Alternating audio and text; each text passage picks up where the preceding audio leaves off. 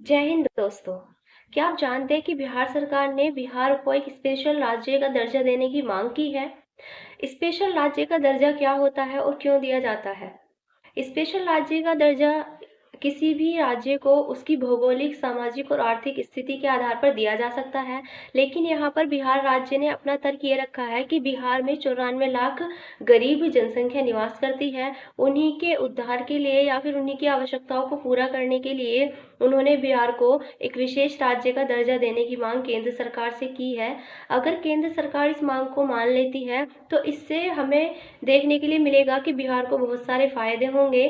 जैसे कि अगर केंद्र सरकार के हम बजट की बात करें तो उस बजट में से 30% हिस्सा जो दिया जाता है वो आरक्षित रखा जाता है एक विशेष राज्य के लिए। अगर हम बात करें विशेष राज्य के दर्जे की तो भारतीय संविधान के अंदर कहीं भी विशेष राज्य के दर्जे की बात नहीं की गई है। ये विशेष राज्य का दर्जा सबसे पहले 1969 में दिया गया था। सबसे पहले 3 राज्यों को दिया गया था, जम्मू कश्मीर, असम और नागालैंड को दिया गया था। और अब वर्तमान में 11 राज्यों को इसका दर्जा यानी कि स्पेशल राज्य का दर्जा दिया जा चुका है। और अभी बिहार सरकार ने भी इसकी मांग की है। इससे क्या होगा, वहाँ का इंफ्रास्ट्रक्चर काफ़ी अच्छा हो जाएगा। और साथ ही साथ जब किसी राज्य को विशेष राज्य का दर्जा दिया जाता है तो उसको विशेष राज्य दर्जे के साथ उसको बहुत सारी छूट भी दी जाती हैं। जैसे कि इनकम टैक्स में भी छूट दी जाती है, सीमा शुल्क में भी छूट दी जाती है। तो इस तरह की छूट मिलने से यहाँ का जो स्ट्रक्चर है, यहाँ का जो इंफ्रास्ट्रक्चर है वो काफ़ी अच्छे से डेवलप हो सकता है।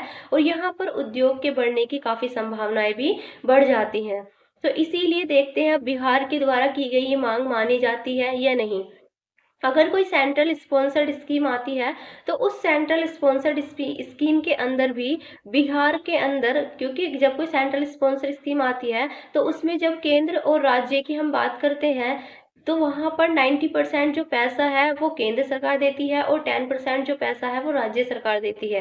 क्योंकि हम जानते हैं भारत एक राज्यों का संघ है और भारत राज्यों का संघ होने के साथ साथ ही हमें पता है कि भारत के अंदर जो वित्त का बंटवारा किया जाता है वो वित्त का बंटवारा केंद्र सरकार राज्यों में करती है। जिस कारण जो भी अनुदान दिया जाता है उसके अनुसार ही राज्यों का क्रियान्वयन किया जाता है। और इसी के साथ जब सेंट्रल स्पॉन्सर्ड स्कीम आती है तो इसमें 90% पैसा केंद्र सरकार देती है और 10% पैसा इसमें राज्य सरकार देती है। और अगर किसी राज्य को स्पेशल राज्य का दर्जा दिया जाता है तो वहां पर चांसेस ज्यादा ये हो जाते हैं कि वहां की सरकार अगर चाहे तो वो खुद उस 10% को भी ना दे।